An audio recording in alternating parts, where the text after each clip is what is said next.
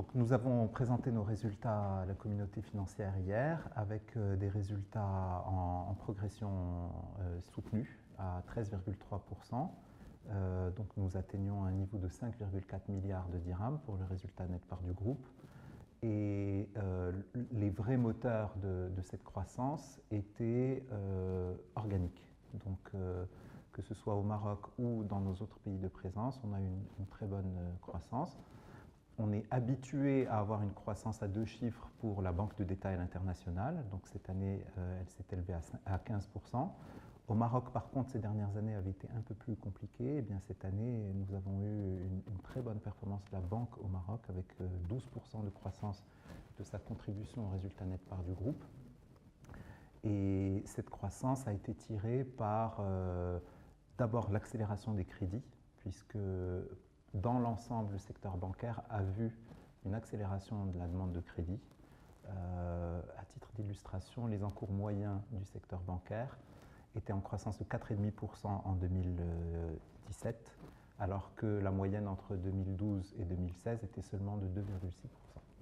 Donc une accélération des crédits, un bon pilotage des marges avec une attention particulière sur le coût des ressources, une poursuite d'un dynamisme commercial en agence assez fort avec une bonne tenue de nos commissions et surtout une performance à saluer en matière d'opérations de marché, puisque 2016 avait été une année exceptionnelle, très très bonne, donc c'était particulièrement difficile de continuer à croître en 2017. Donc dans l'ensemble, vraiment un très bon comportement de la banque au Maroc, et ensuite un maintien, je dirais, de ce rythme de croissance en dehors du Maroc. Autre événement qui a fait l'objet de beaucoup de questions, c'est évidemment l'acquisition en Égypte, qui a changé un peu le périmètre du groupe, puisque cette acquisition a eu lieu en mai, mais a été précédée par une opération de réduction de notre participation dans Wafa Assurance de 80% à 40%, qui a eu lieu en décembre 2016. Donc malgré le fait que la réduction de périmètre a concerné les 12 mois et que l'intégration de l'Égypte n'a porté que sur 8 mois, l'ensemble de l'opération a quand même contribué à accélérer les résultats, donc pratiquement de 2 points.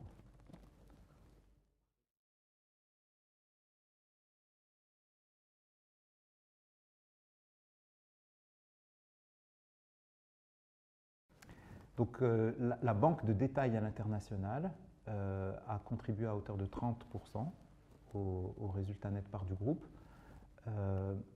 Mais ça, c'est en tenant compte seulement de 8 mois de contribution de l'Égypte. Donc sur une base de 12 mois, c'est plutôt 32%.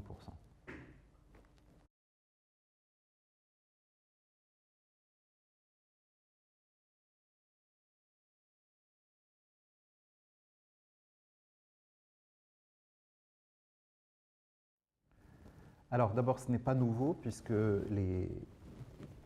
l'offre digitale est très ancienne, mais en même temps, elle a subi des changements radicaux depuis 12 ans maintenant. C'est-à-dire les premiers investissements ont eu lieu dès 2005, et ce qui nous permet aujourd'hui d'avoir un rythme d'innovation et une agilité qui est adapté, je dirais, au changement de comportement de nos propres consommateurs. Donc les consommateurs sont de plus en plus habitués à utiliser les nouvelles technologies, utilisent beaucoup le mobile comme interface principale, sont habitués à des expériences utilisateurs simplifiées, efficaces, etc.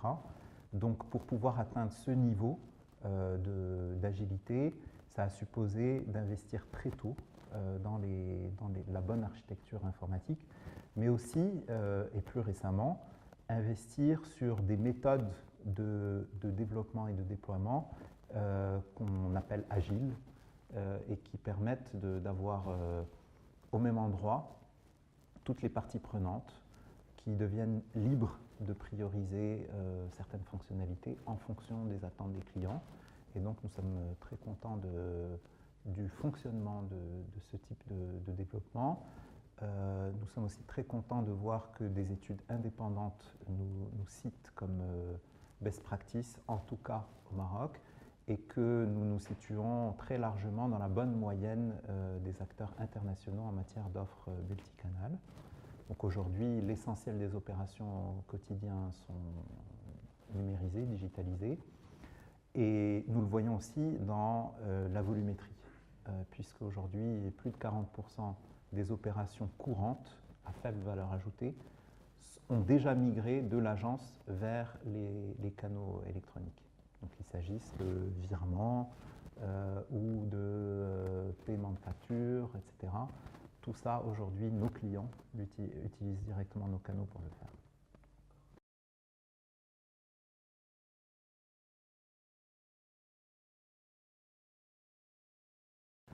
Je pense qu'il y a beaucoup de dynamique ou d'innovation, disons, dans le domaine, parce que toutes les banques ont pris conscience de la transformation de leurs clients, mais aussi parce que les télécommunications sont relativement en avance, c'est-à-dire l'infrastructure de télécommunications est de bonne qualité, les services de données sont très disponibles et relativement peu coûteux, et même ceux qui n'ont pas d'accès à la 4G ont régulièrement dans la journée accès à la Wi-Fi. Donc je pense que le contexte est favorable et les acteurs ont pris conscience de l'importance de ce sujet et investissent. Donc je ne connais pas malheureusement les chiffres des concurrents, mais nous avons commencé maintenant à communiquer sur certains chiffres en espérant qu'on aura de plus en plus de transparence là-dessus et que ça poussera les uns et les autres à continuer à s'émuler, puisque la concurrence est toujours favorable et créatrice de valeur dans le domaine.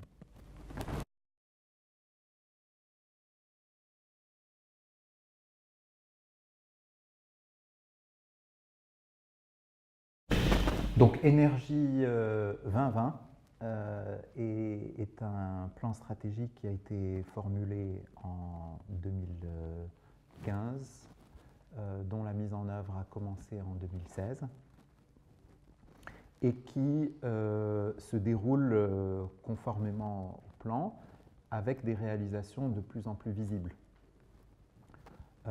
Les grands thèmes sont centrés autour du client, avec une focalisation sur les clients dont nous apprécions la valeur, c'est-à-dire les clients qui nous sont fidèles, les clients qui développent de plus en plus leur relation avec nous, qui l'intensifient.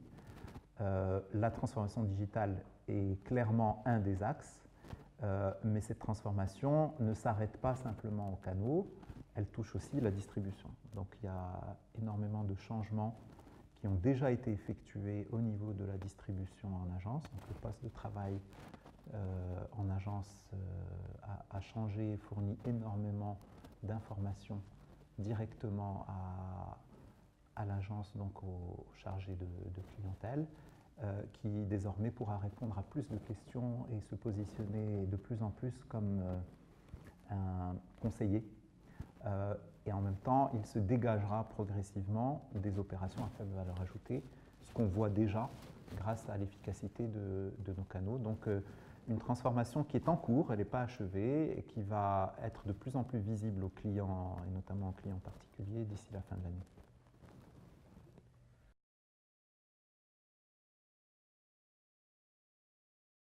Bon, un plan stratégique, c'est d'abord une allocation de ressources et une focalisation sur les priorités.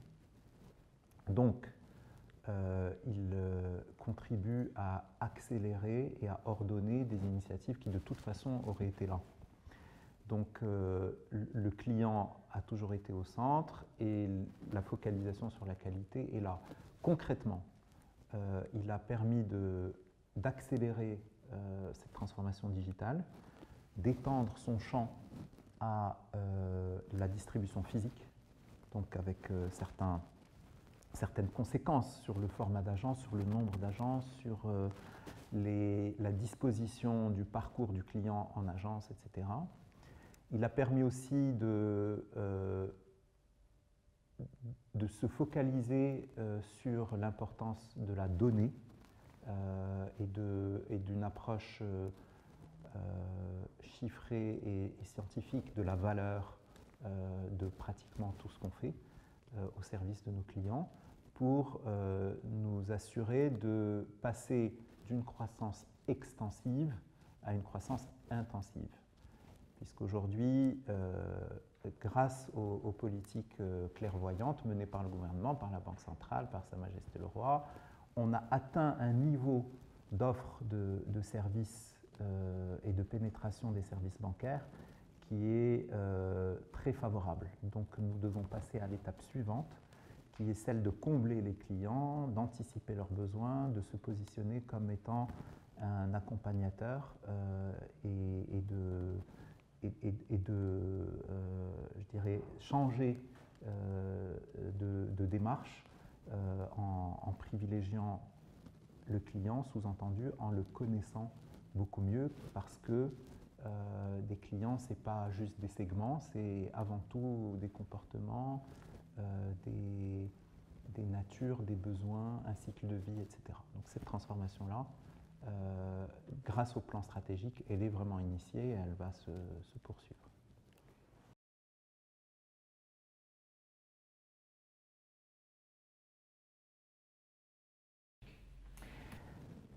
Quand on a fait l'acquisition de la banque en Égypte, comme d'ailleurs dans tous les cas d'acquisition, nous avons formulé un plan stratégique qui consiste à dire nous ne voulons pas faire la même chose que ce que faisait le propriétaire précédent. Historiquement, nous avons fait des acquisitions de banques souvent de taille importante dans leur marché, en tout cas des acteurs importants, et qui avaient déjà une offre, disons, de banque universelle, et nous avons repositionné ou élargi les cibles vers la classe moyenne, vers la PME, etc. Dans le cas de l'Égypte, nous arrivons avec une banque qui a seulement 1% de part de marché, mais dans un marché immense et dans un marché en forte croissance et un marché très rentable. Donc pour nous, la priorité, c'était d'abord de conserver l'existant et de l'enrichir par nos synergies. Et l'existant, c'est une banque corporate qui a une très bonne réputation, qui a un très bon contrôle des risques, une focalisation sur la conformité et le contrôle interne. Donc toutes ces dimensions-là, la priorité, c'est de les conserver et de greffer dessus des synergies liées à nos clients corporate ailleurs en Afrique, mais aussi à notre présence géographique. Donc aujourd'hui, nous avons une offre distinctive en Égypte vis-à-vis des grands corporates, c'est que nous leur ouvrons la porte de l'Afrique et notamment de l'Afrique francophone. Ensuite, deuxième axe, c'est de suivre la recommandation, ou en tout cas les initiatives gouvernementales en Égypte, liées à la bancarisation des PME. Parce que contrairement au Maroc, les PME ne sont pas ou peu bancarisées, les PME et les TPE. Il y a de très grandes entreprises très sophistiquées, multi-bancarisées, et ensuite il n'y a rien. Donc on va fortement investir sur la construction d'une nouvelle banque, en plus de la banque existante, et qui va s'adresser aux PME. Et donc une de nos priorités, c'est de comprendre et de segmenter cet univers très vaste de la PME égyptienne, et en même temps lui apporter un certain nombre de produits et de techniques que nous avons eu le temps de développer au Maroc sur les 40 ou 50 dernières années. Et enfin, dans le retail, nous allons poursuivre une stratégie relativement conventionnelle en Égypte, qui est largement basée sur les partenariats, les conventions avec les grandes entreprises pour acquérir des clients en particulier, mais aussi poursuivre la stratégie qui existait déjà au niveau de Barclays Bank Égypte et qui consiste à conquérir des clients par la carte crédit. Nous allons aussi nous focaliser sur les clients existants qu'il faut continuer à combler et qu'il faut conserver, bien sûr, et qui doivent voir dans l'arrivée d'Atijari Wafa Bank une nouvelle opportunité d'accéder à un autre type de service. Donc ce plan stratégique a été formulé au bout de 3 mois après l'acquisition, et une organisation a été mise en place, un peu comme Énergie 2020, une organisation locale de pilotage et de mise en œuvre des différentes initiatives, avec une supervision très étroite et rapprochée de la part de l'ensemble de la direction générale du groupe Atijari Wafa Bank, étant donné l'importance de cette filiale, puisque dès 2017, elle représentait déjà 10% de nos résultats consolidés par du groupe sur une base de 12 mois normalisée. Donc voilà un peu les grandes lignes de la stratégie en Égypte.